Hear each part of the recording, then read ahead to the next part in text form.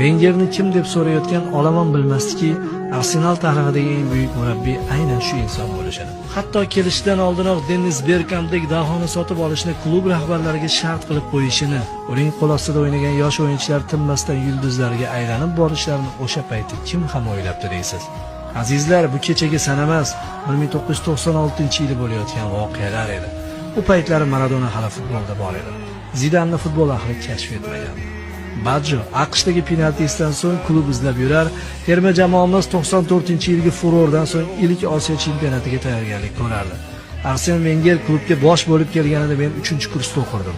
Sport gazetasida chiqqan ilk maqolalarimdan sarmas yurgan davrlarim edi.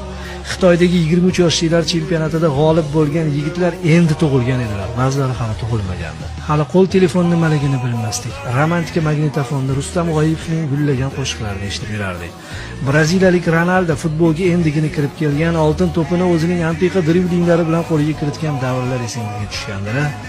Ko'z o'ngimizda uzoq tarixga aylanib ulgurgan sanada Arsen Wenger Arsenalga kirib kelgandi. Bizni futbolga oshino qilgan kamsonli insonlardan biri Wenger edi. U kimlarni kashf etdi?